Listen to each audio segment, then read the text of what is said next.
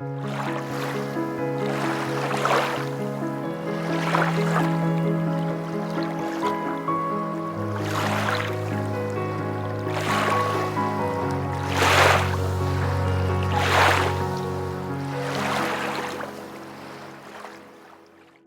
se retrouve pour un petit tuto qu'on m'a demandé sur Instagram.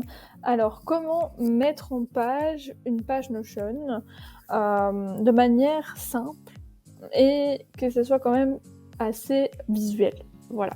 Parce qu'on voit des beaux trucs sur Pinterest, sur Instagram, mais dans la réalité, ça devient très compliqué de faire ça. Donc, moi, je vais vous montrer un petit peu sur quoi vous pouvez vous baser pour faire quelque chose de simple et joli. Donc, déjà, quand vous allez dans les 3 petits points juste ici, vous pouvez changer la police si cette police-là ne vous, cette typographie ne vous convienne pas. Donc, serif, on peut mettre en serif ou en chasse fixe. Moi, je préfère le par défaut, donc je mets toujours par défaut. Vous pouvez aussi mettre texte de petite taille, voilà, pour que ça soit plus petit, parfois c'est plus joli aussi. En pleine largeur de la page, ça je mets tout le temps. Et verrouiller la page, on s'en fout. Donc vous pouvez faire ça. Le reste de ce qu'il y a ici, niveau visuel, c'est pas très intéressant. Donc voilà, c'est déjà une chose. Ensuite, ce qu'il faut garder en tête, c'est surtout ceci. Vous allez dans le plus. Puis vous allez en dessous, en dessous, en dessous, en dessous. Et vous avez normalement encadré. J'ai été trop en dessous. Encadré. Et en fait, les encadrés, moi, je trouve que c'est le plus joli et le plus efficace. En fait, quand vous cliquez sur encadrer, normalement, vous avez ici un petit endroit pour mettre une icône. Et ensuite, vous pouvez écrire tout ce que vous voulez. Le truc, c'est que quand vous appuyez sur Enter, ça vous remet hors du cadre.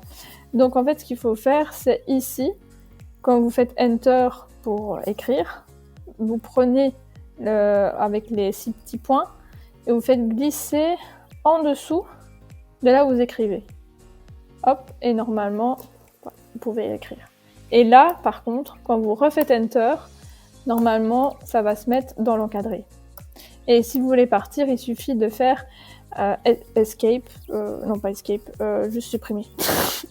Il faudrait que je revoie mes noms de raccourcis clavier pour vous aider au mieux. Donc voilà. Et moi je trouve ça assez sympa parce qu'on peut tout mettre dedans. Donc vous pouvez mettre ce que vous voulez, des listes de tâches, des titres, liste de puces, des menus dépliants. Les menus dépliants aussi, c'est très sympa pour pas que ça prenne toute votre page Notion et que ça prenne vraiment toute la place. Quand vous écrivez tout un bazar, en fait, mais il suffit de cliquer là-dessus. Par exemple, vous mettez le titre, et en fait, ça, par exemple, vous pouvez le mettre dedans. Hop. Et quand vous appuyez sur la petite flèche, ça débarque. Voilà, je vais vous montrer des exemples après, mais ici, c'est vraiment pour vous montrer les bases. Et en fait, cette icône-là, ça, c'est moi qui l'ai créée sur Canva. Mais vous pouvez utiliser tous les emojis. Ici, tous les emojis qu'on trouve. Puis les icônes, c'est comme des emojis, mais c'est plus simple. Moi, je préfère aux emojis au niveau de quand on fait des choses qui sont assez visuelles, parce que vous pouvez mettre les couleurs que vous voulez. En fait, par exemple, ici, la petite ampoule, vous cliquez sur l'ampoule et vous pouvez mettre si c'est violet ou rose, etc. Et personnaliser. Donc personnaliser, c'est justement, comme je disais, un fichier que vous prenez de Canva et qui vous donne en fait quelque chose qui est vraiment personnalisé, quoi. Donc voilà, ça pour moi c'est assez sympa. Ensuite, voilà, si vous avez déjà ça, parfois visuellement c'est plus joli.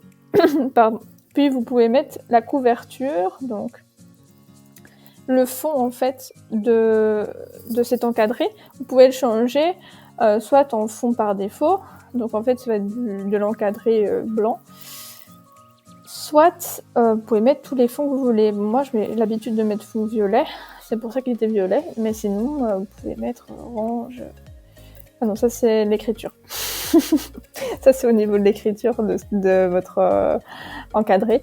Fond orange, par exemple. Voilà, comme ça vous voyez un petit peu à quoi ça ressemble. Ensuite, ce qu'il y a à savoir, c'est mettre des images sur donc Notion. Si vous voulez mettre des images, il suffit d'aller dans Images, donc plus et Média Images. Ici, vous chargez un fichier. Donc en fait, voilà, par exemple, moi ce que je fais, c'est que je fais des titres directement en images sur Canva. Et donc en fait, ça se retrouve à, par exemple, ici, un titre « Ma vision rêvée ». Hop, vous pouvez juste faire donc ça sur Canva. Je vais vous donner les dimensions. Les dimensions, c'est 970, 970 pixels sur 300 pixels. Voilà. Et quand vous avez ça, en fait, il faut ajouter l'image. Je vais vous montrer. Donc vous prenez, c'est pas celui-là, c'est celui-là, par exemple. Et voilà, vous n'allez pas garder un truc aussi énorme, on est bien d'accord, mais il faut bien prendre en arrière-plan transparent. Donc, vous êtes là, vous voyez les petites flèches, vous cliquez dessus et vous diminuez la taille. Et si vous voulez mettre à gauche, au lieu de mettre au milieu, il suffit d'aller dans Alignement, à gauche. Et voilà. Et vous avez un titre qui est plus ou moins sympathique, parce que si vous utilisez les titres qu'il y a sur Notion directement, bah ça devient moins beau. Voilà, c'est un titre normal, comme si vous faisiez un Word, quoi, en fait. Donc voilà, moi je trouve ça plus joli si on commence à faire des petites images, c'est pas compliqué à faire. En plus, n'oubliez pas que le copier-coller dans Notion, c'est la base. Donc, à un moment donné, vous pourrez copier, coller votre titre si vous avez besoin dans un autre endroit. Donc ça, c'est assez sympa. Ce qui est intéressant aussi, c'est d'ajouter une icône à votre page. Et là, c'est la même chose. Vous avez soit les emojis, soit les icônes comme ça. Moi, j'aime bien celle-ci. Hop, voilà. Alors, ça se voit. Elle est super simple, mais vous pouvez mettre ce que vous voulez. Ou une personnalisée que vous créez directement sur Canva aussi. Ensuite, l'image de couverture. Donc, l'image de couverture, vous pouvez le faire aussi sur Canva directement. Moi, je mets juste le titre en grand avec ma typographie. Donc, le titre, par exemple, ici, mon plan d'action. Donc, c'est un fichier de 960 pixels sur 320 pixels. Voilà. Et ensuite, vous pouvez mettre ce que vous voulez. Sinon, il y a plein d'images de couverture aussi directement sur Canva. Moi, j'aime bien les dégrader. C'est le plus simple. C'est plus joli et c'est simple et joli. Donc, il y a normalement qu'à cliquer dessus, mais j'ai l'impression que mon Wi-Fi bug. Ah, voilà, c'est bon. Et là, moi, je trouve ça sympathique, déjà. Ensuite, vous avez des images que vous pouvez mettre, comme par exemple des petits chats, des petits nuages, ça dépend de votre identité visuelle. Moi, je vais reprendre mon chat, que je vais copier-coller. En fait, vous pouvez utiliser le copier-coller tout le temps, H24. Donc, par exemple, moi, j'ai mon petit chat que j'ai pris sur Canva et que j'ai téléchargé toujours en arrière-plan transparent. Donc, ici, je copie-colle mon chat. Donc, j'ai juste cliqué dessus et j'appuie sur Commande C pour Mac, CTRL C pour les autres. pour Windows. Donc, on revient sur le tuto. J'appuie sur plus. Je vais chercher l'image. Non, même pas. J'ai pas besoin d'aller chercher l'image puisque je vais coller seulement. Mais vous pouvez allez quand même chercher l'image si c'est la première fois que vous mettez. Et ici, je vais juste coller. Donc, commande V. Touc. Voilà.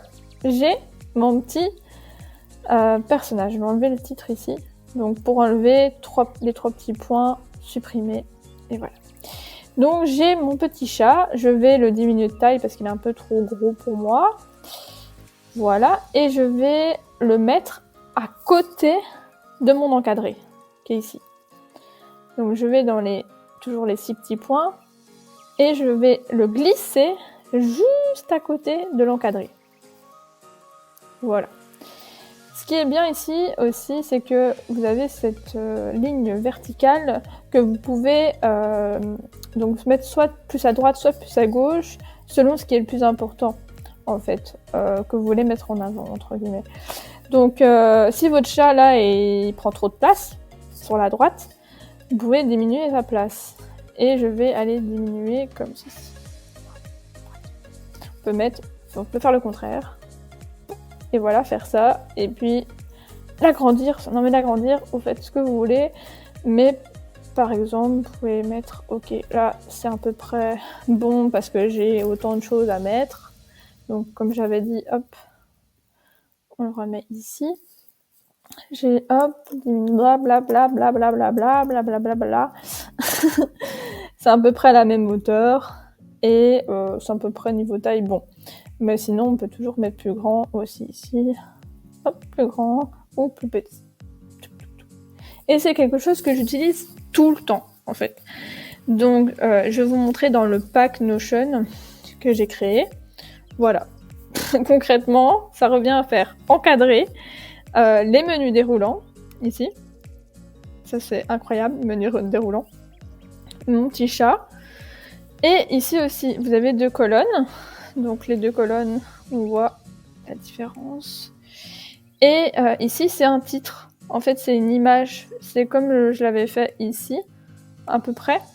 Mais, ou plutôt comme celui-ci au niveau de la taille. Mais, du coup, pas ce visuel-là, quoi. Mais c'est à peu près la même chose. Et là, c'est un encadré aussi, mais sans fond violet. Et toujours avec la même icône. Et où j'ai écrit. Voilà. Et ça, c'est aussi quelque chose que j'aime bien faire. Donc ça, je fais aussi sur Canva. Pour séparer, en fait, je crée directement voilà, une sorte de bande, en fait. Une sorte de bande. Je vais vous montrer la taille. La taille, donc voilà à quoi ça ressemble sur Canva. Et la taille, c'est 1500 pixels sur 50 pixels. Voilà. Et en fait, ça aussi, là, je peux le copier-coller, mais c'est aussi une image.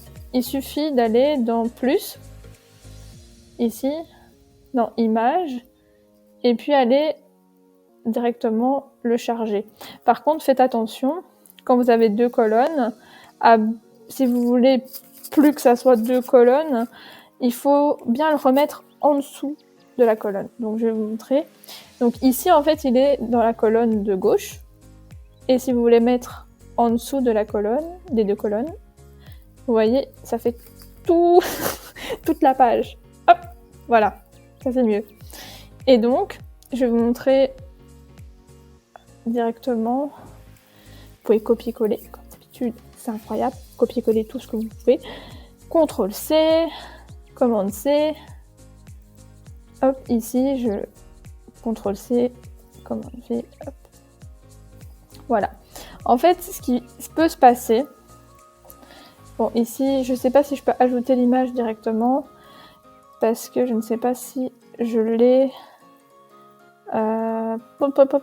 J'ai tout fait en une fois, donc c'est pour ça qu'il y a autant de bazar. Je ne l'ai pas sur moi. Donc, en fait, ce qui peut se passer... Supprimer, hop... C'est que vous ayez quelque chose qui ressemble à ça. Et vous dites, ah, c'était pas ce que je voulais, c'est pas très beau. En fait, vous avez qu'à diminuer de taille. Donc, on revient à la même chose qu'avec le petit chat où on faisait comme ça, on augmentait, on diminuait. Donc là, il suffit de prendre le coin en fait et de l'augmenter, le zoomer, le diminuer Voilà, ça c'est juste ma souris qui glisse, quoi. Et bien c'est la même chose ici. Prenez le coin et vous le faites diminuer, diminuer, diminuer, diminuer, jusqu'à ce que ça vous convienne en fait. Moi c'est diminuer jusqu'au bout. Logiquement c'est à peu près ce que vous allez faire aussi. Maintenant, si vous voulez un petit peu plus gros, ouah, vous voulez ça, et bien vous pouvez aussi. Voilà, et donc, ça ressemble pas à grand chose, normal, j'ai pas écrit, j'ai pas montré j'ai pas de menu déroulant, etc. Mais concrètement, avec ça, vous pouvez faire déjà beaucoup de choses, en fait. Au moins une page qui est jolie. Utilisez les images, en fait. Utilisez les images pour faire des titres. Utilisez les images pour séparer un petit peu ce que vous avez dans votre page. Utilisez les images pour mettre vos petits grains d'identité visuelle, comme un petit chat, comme un petit n'importe ce que vous utilisez. C'est le plus simple pour moi. Voilà. Et aussi, ce que je voulais vous montrer, c'est que quand vous avez une base de données, par exemple comme celle-ci, pour avoir une base de données comme celle-ci, il faut faire une vue galerie, en fait, directement. Une vue galerie, c'est ici, je vais essayer toujours utiliser le plus. Plus. Puis vous cherchez ce que vous avez besoin. Donc, vue galerie, c'est donc dans les bases de données, vue galerie.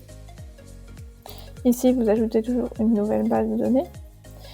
Donc ici, on voit que c'est pas la couverture de la page qu'on voit dans la galerie, mais c'est les tâches. Enfin, les tâches, c'est le contenu.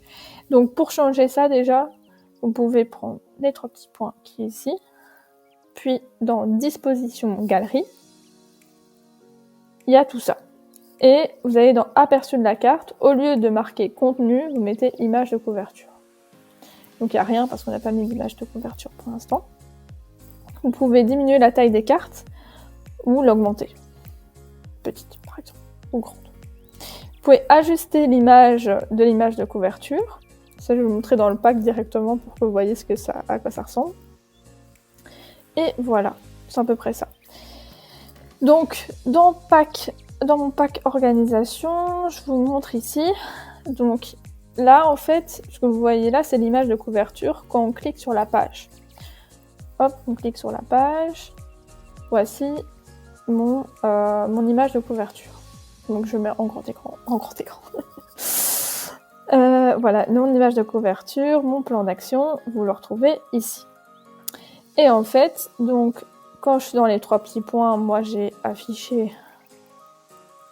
taille des cartes petite, j'ai affiché l'image de couverture et j'ai ajusté l'image. Parce qu'en fait, quand j'ajuste pas l'image, ça fait ça. Et c'est pas très joli, on comprend rien. Donc ajuster l'image, ça permet de voir au moins ce qui est marqué de manière simple et efficace. Et vous pouvez aussi afficher l'icône de la page ou pas. Ça c'est comme vous voulez. Donc voilà, ça c'est sympa comme base de données parce que c'est assez visuel, c'est simple aussi et en fait ça vous permet de créer des nouvelles pages directement.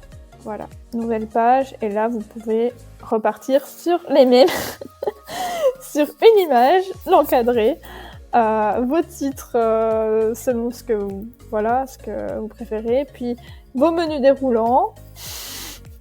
Voilà, c'est tout ce que vous avez besoin de savoir pour faire quelque chose de visuellement joli sans que ça soit trop compliqué. Bon, je vais m'arrêter là parce que ça fait quand même 19 minutes que je parle. Et si vous avez des questions, mettez-les en commentaire avec plaisir, je vais vous répondre.